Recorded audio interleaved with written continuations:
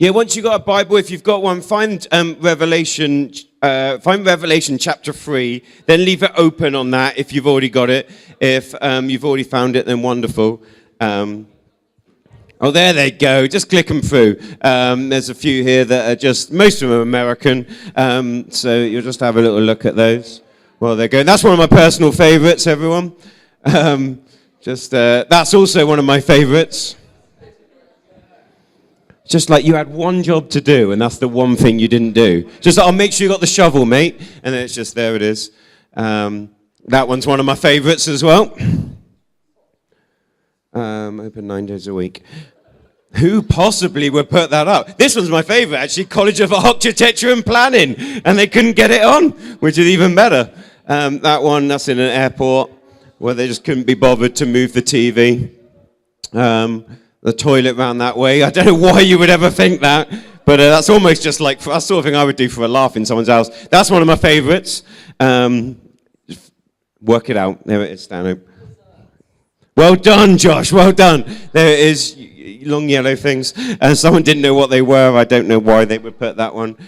This one's one of my favorites because it's just got balconies but no entrance onto them when they planned it. Brilliant. Here's one of my personal favorites.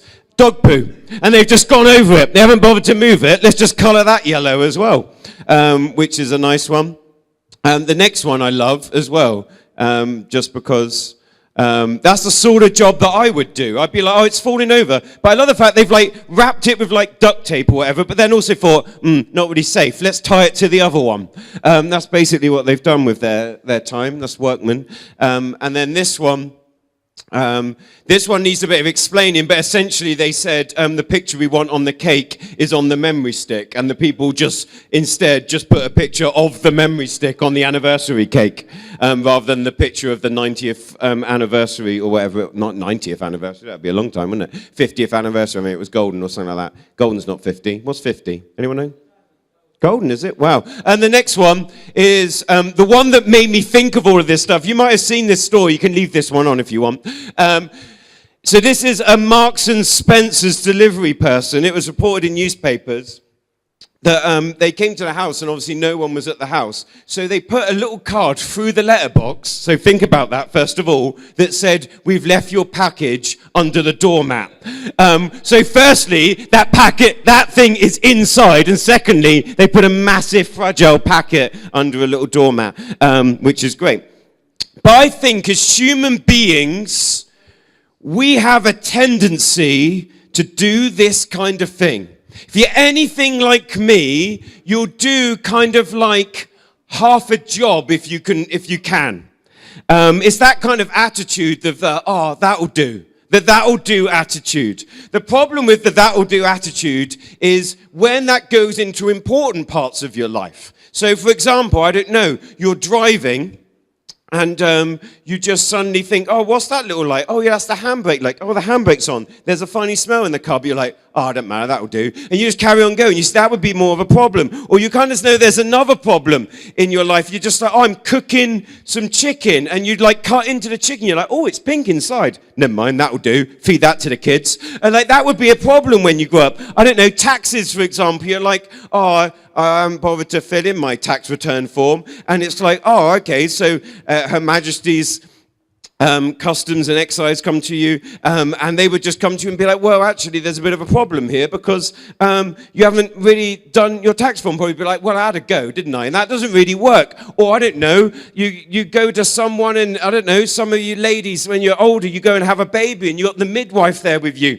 And the midwife, you're just like, oh, it's really hurting. I'm not sure what's going to happen. I'm not sure if there's a problem. I feel like there's a problem. And the midwife goes, oh, I'll be back in about 10 minutes. Don't worry about it. You know, that kind of attitude would not get you through life very well. And the problem is when we have that kind of attitude in our lives is that it leaks into our faith. And I'm the sort of person with a that'll do attitude. You know, if someone says paint something, I'm going to bodge paint it. Or if someone says fix something, I will just wrap gaffer tape round it. Which you can see, I don't know if you look at the football goals, like in there, for example, that's my effort of mending something. Just wrap tape round it, it'll be fine. But the problem is when that gets into our faith.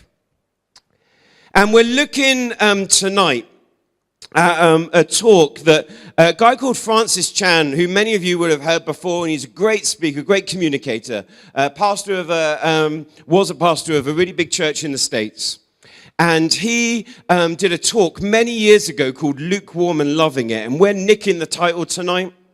I'm not just repeating his sermon, but he did say this in that talk. And this is a quote from him. He's talking to his church, and he says this: "Even if you've been coming for years or grew up in the church or whatever else, I have this fear that some of you, or possibly many of you, are going to hell. It keeps me up at night. Do you understand really what I said? I'm talking about hell. Have you heard that word so many times that you've just grown numb to it?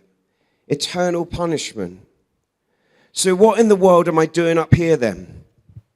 And again, I sure hope you don't see this as, oh, Francis is up there judging the congregation saying he's saved. I'm not saying that. I'm saying I'm willing to bet that some of you would leave this room and say it about yourselves.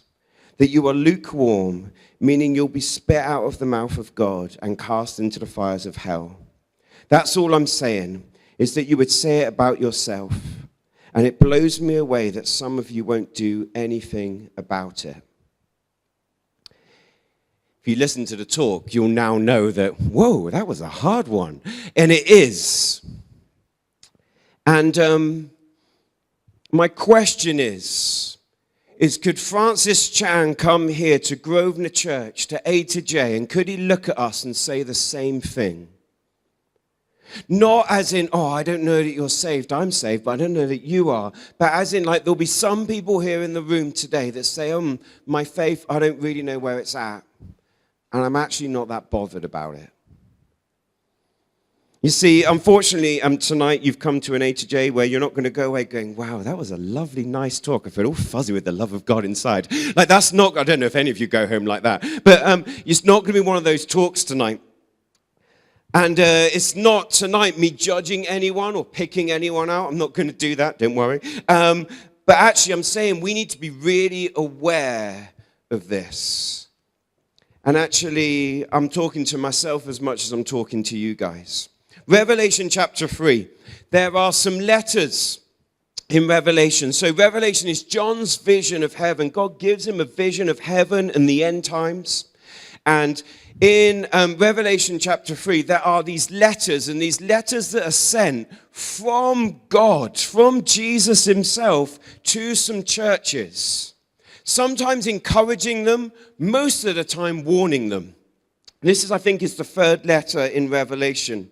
It's Revelation chapter 3, verse 14 to 23. And I just want to read it to you. Like, it's hardcore, okay? There's a health warning with reading this one. It says, "Write this letter to the angel of the church of Laodicea.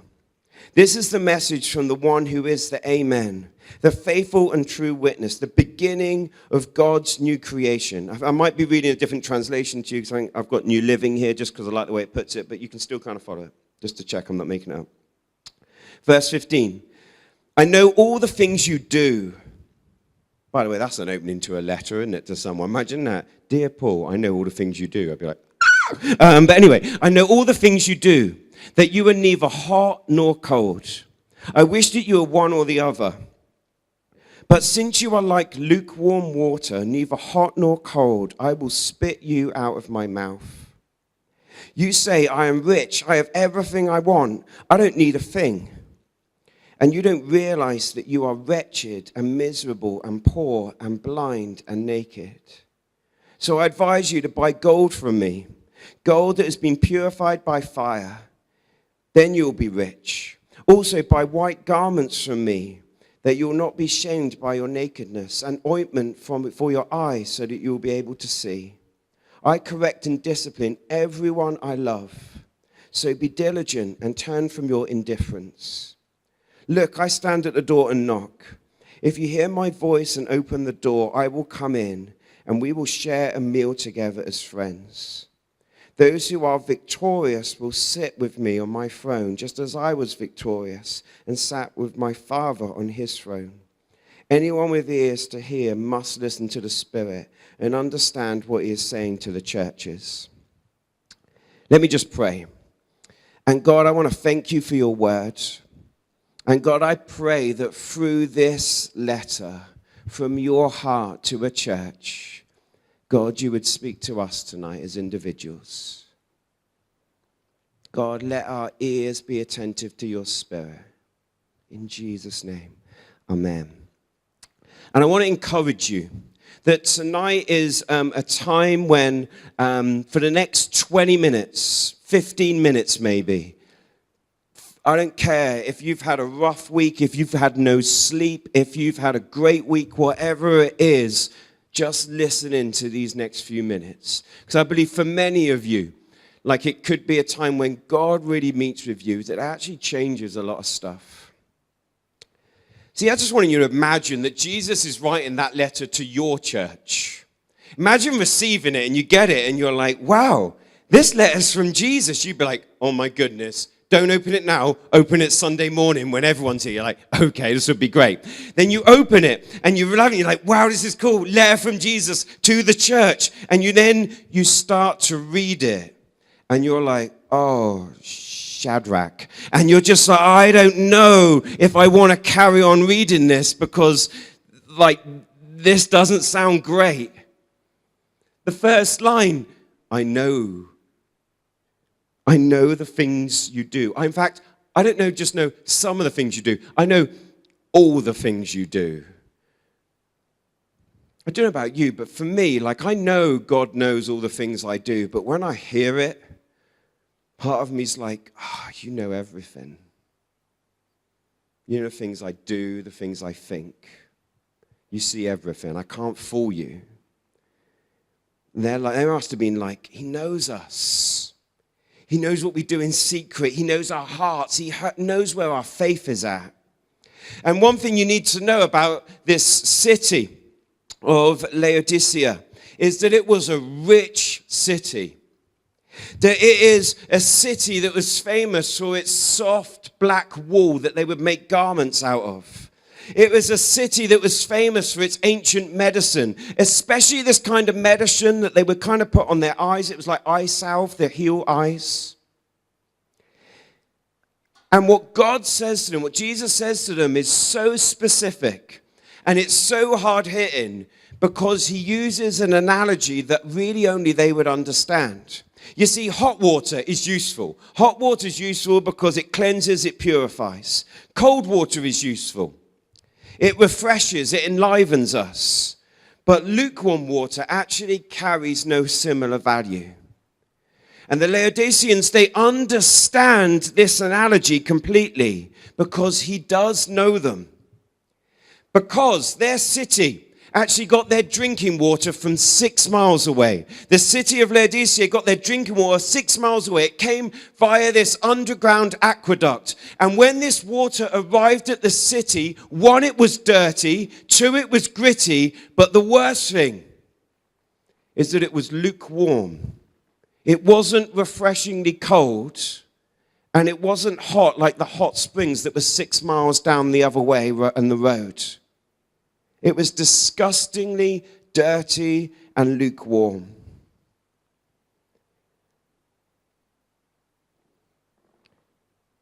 You see, when we're like this in our faith, is what Jesus is saying. When we're kind of half-hearted in our faith, our life with Jesus, Jesus is like, actually, you're good for nothing. And actually, Jesus goes as far to say is that actually, I find the taste of what you're like offensive. The lukewarmness, I actually just spit it out. And he says that about these people. He says, actually, I find the way that you are offensive and foul, and I'm going to spit you out of my mouth. It's so strong, like crazily strong. And in some ways you think, we really need to know then what what a lukewarm believer is like. What are the hallmarks? What are the pointers to someone that has a lukewarm faith and a lukewarm life with Jesus? Well, it's brilliant because the passage gives us them. The first one, you find it in verse 19, where Jesus says, I correct and discipline everyone I love. You see, his point behind this letter, by the way, is love. It's not condemning people. He's saying, I love you and I want you to change. But it says, so be diligent and turn from your, in my translation, and yours might be different, but it says, turn from your indifference. Being lukewarm as a Christian is being indifferent. And indifferent basically means you have a lack of interest, you have apathy in your faith, so it's a little bit like, I can't be bothered sometimes. It's like you're unresponsive, so it's like everyone else in the room is responding to something God's doing, but you're like, nah, not me. That's one of the hallmarks of being lukewarm. Another one is being independent or self-sufficient. In verse 18, just before that verse that we read, where Jesus says, I advise you to buy gold from me. Then he says, I also advise you to buy white garments from me. And he says, buy ointment for your eyes so that you will be able to see. What's Jesus getting at? Well, he knows. He knows these people because he knows they're rich, but he knows their earthly riches is going to mean nothing. So he says, actually, get rid of your earthly riches and start to invest in heavenly riches. Start to invest in your life with God. That's what you need, wealth in heaven. And then he says again, when he talks about buy clothes for yourselves, white garments for yourselves, so you'll be pure. What he's saying is you make this stuff out of this wool, this dark wool that all the people in your town wear, and you make it and you think it's great. But actually, that's just a picture of the way your heart is. It's dark, it's black. And what you need is purity. And God says, why don't you buy from me white garments so you won't be ashamed? And then he actually goes on and says, why don't you buy this stuff as well? It's ointment for your eyes. He knows that in Laodicea, there's they're famous for their medicines and they're famous for this ointment that people put on their eyes. And it helps them. But he's like, it helps you, yes, but you are spiritually blind still. You do not see what you need to see. And it's basically because they were independent. They're self-sufficient. They're like, we're rich, we're good at medicine, we make clothes, we don't need anything. And you see what God puts in this letter, that he's like, actually, you might have all these worldly things, but you have nothing in my kingdom. Lukewarm people, they're indifferent, they're independent, they're self-sufficient. I would also suspect that they don't realize that they are like it. I don't think the church are expecting this letter. I think they probably think we're doing all right. We're not bad, we have a bit, we enjoy life a bit on the side. But as in, like, we're all right with our faith. And they don't realize they're like it. They don't even understand how far away from Jesus they are. And they're kind of like, I don't need a thing. That attitude is a sign of being lukewarm. I would suggest also from reading into this passage and around it a little bit, that these people are hypocritical. They say one thing, but they do another. They're spiritually dead in many ways. And they kind of do deeds in a lukewarm way. So these deeds are done without joy and without love and without the power of the Spirit. And actually, they almost do more harm to the people watching because they are like, I see what they do, but there's almost something missing with these Christian guys. And they actually do more harm than good in the long run. I suspect these people in this church, they claimed to know God, but lived like he didn't exist. They were religious, complacent, they were unchanging. I would also suggest that someone that is lukewarm doesn't include God in decisions that they make. They want to see how far they can push the limits of God's grace and God's love. I read a quote that said, people who are lukewarm probably drink and swear less than the average person, but besides that, they really aren't different from your typical unbeliever. I would suggest that someone that is lukewarm asks the can I questions a lot of God. Can I sleep with my boyfriend or girlfriend and still be close with God? Can I disobey God blatantly, but can he still use me? Can I get to heaven without actually really loving Jesus? And by the way, as I always say, I don't read anywhere in the gospel that I think that answer can be a yes. It's got to be a love. A love is a basis of your relationship. So the question is, if someone that is lukewarm is indifferent, they're independent, they're self-sufficient, they don't realize they're like it, they're hypocritical, they're spiritually dead in many ways, their deeds are done without joy, love, or the Spirit of God. They claim to know God but live like he doesn't. They don't include God in their decisions, and they want to see how far they can push it with these "can I, God?" questions. The question is, if that's the definition of someone that's lukewarm, how close are you to that definition? Like you just like, that pretty much sums up my life, Paul. Or you just like, there may be parts of my faith that sound a little like this. You see, what bothers me is that this is a warning. What bothers me is that there are so many Christians in the West, so many Christians in the UK that say, probably be like, actually, yeah, I probably do line up with some of that stuff. Oh, well. And they're kind of okay with it. And they almost don't understand the severity of it. They don't get the seriousness of it. It's almost like they're like, yeah, but I'm loving life. And eternity, well, I don't know, I can sort that out. They don't realize that they're missing out even on life right now. It's not just about their eternity. They're missing out on real relationship with God now. Some people will be like, yeah, but I've got grace, haven't I? I've got the grace of God. It's okay. You know, that attitude just doesn't understand what Jesus is really saying here. And you see, following Jesus isn't something you do half-hearted. It isn't something you're just like, oh, okay, I'm going to do it on the side. It's got to be central. It's got to be everything. You see, Jesus doesn't beg us to give a small part of ourselves to him. It's just like, oh, just give me a little bit of your heart. All I want is just a little bit of your heart, and then I'll be satisfied. Jesus is not like that in any way. In fact, he's pretty much the opposite. He commands everything from his followers. It's like it's all or nothing. It's like he doesn't just want a slice of your life. He wants the whole thing.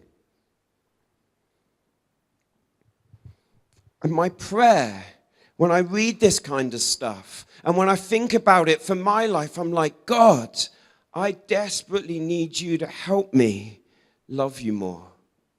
God, I need you to help me love you more. You see, when we stop actively loving God, we go towards all kinds of other stuff for fulfillment. When we stop actively pursuing and following and loving God, you go to other stuff to fill a void in your life. You go to any kind of thrill. You go to the next relationship. You go to the next substance. You go to the next distraction, whatever it might be, to fill this in your life.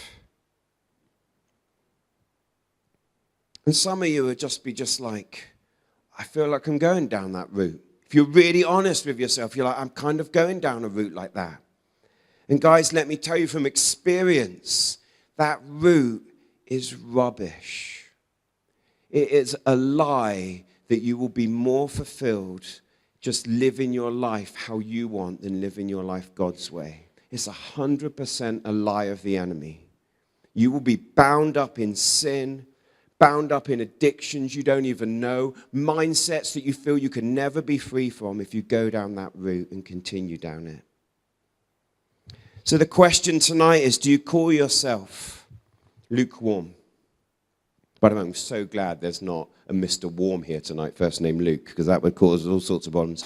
But if so, if you call yourself lukewarm, God says quite clearly here, I'll spit you out of my mouth. And I want you to be near me now and eternity. Sounds so harsh.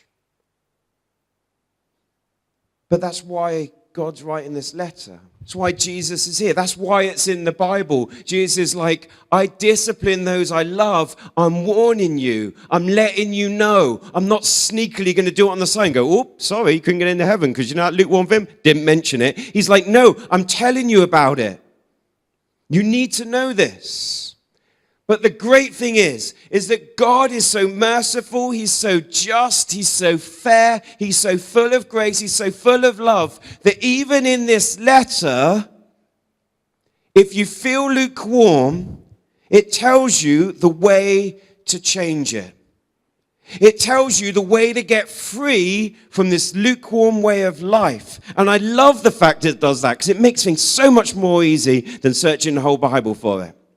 You see, fear and guilt are never a good motivator. Love is the best motivator.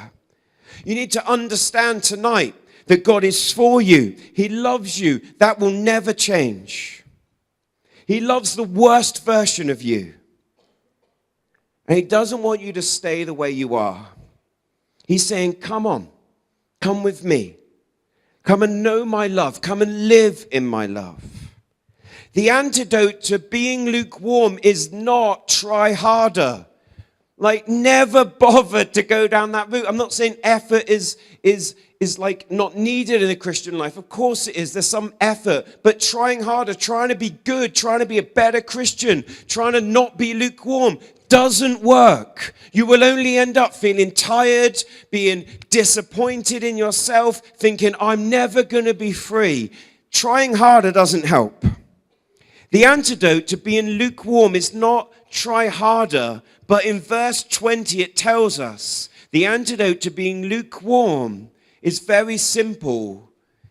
It's let him in. Verse 20 says this. It's Jesus speaking. He says, look, I stand at the door and knock. If you hear my voice and open the door, I will come in and we will share a meal together as friends.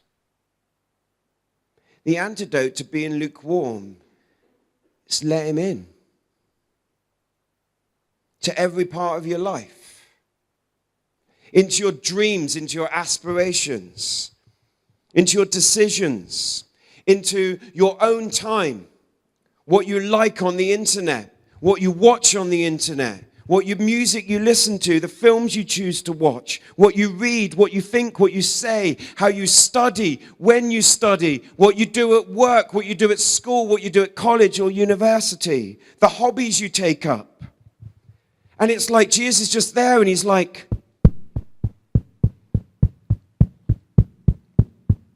you're going to let me in? I know you're lukewarm, but I want to come in. Do you want to let me in? And you're like, no, I'm not going to let you in. He's like, well, I'm going to keep knocking, so this is going to be a long standoff. And then you're like, I'll let you in a minute. I just need to sort out my life first. He's like, what do you mean? You're like, I need to sort out my life. I need to tidy up this room because this area of my life is really dirty and it's really messy. And you wouldn't want me like this, God. Jesus is like, I do want you like that. That's why I died for you. And you're like, okay,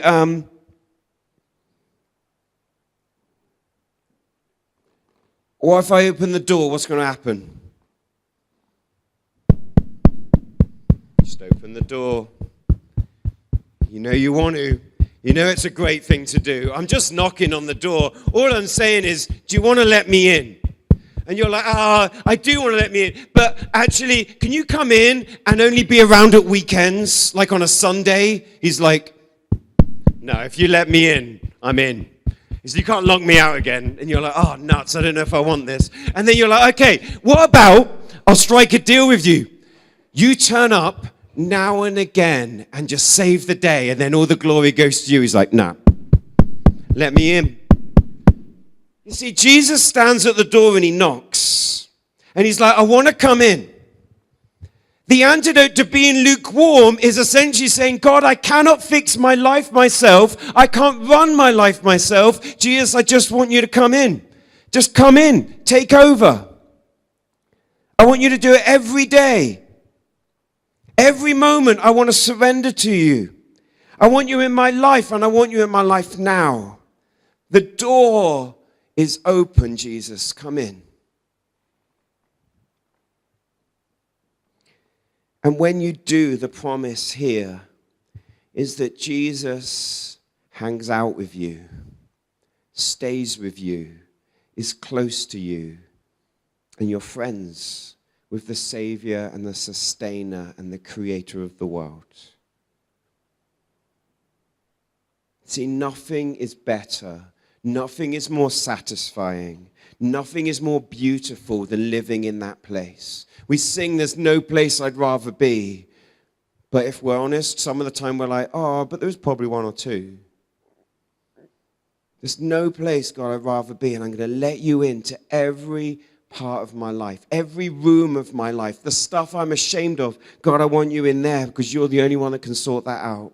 My weaknesses, God, I want you in there. My dreams for the future, God, I want you to go in there and just shake that up. My school work, oh yeah, I want you actually, God, to actually be in my school work, to be in the way the person I am at school. I want you to be in the person I am at work. I want you to be in the person I am when I'm at home, when I'm sat on the internet in the evening and I'm thinking, what should I do with my time? God, I definitely want you then. I want you in the books that I read. I want you in the films that I watch. Beautiful verse, James 4, verse 8. Come near to God, and he will come near to you. If tonight you're someone, and you are one of those people that, if I'm honest, I was for years, and I thought I was great. I was one of those people that pretended to love God. I pretended to enjoy him, but secretly, I kind of didn't really want him in my life all the time. Let me say, very simply, you cannot fool him. Like he knows this church, he knows you. He knows everything about you. And if tonight you would say to yourself, actually, God, I feel lukewarm. I know the stuff that you said, actually, God, that kind of sums me up. Then if that is you, tonight's a great opportunity to come before him and say, God, I'm sorry. I want to change. Come in. Tell him how you feel. Be honest with him. And just open the door and let him in. And I want to give time for us to respond to that tonight. So I want to, maybe everyone, could we just stand where we are? That would be amazing.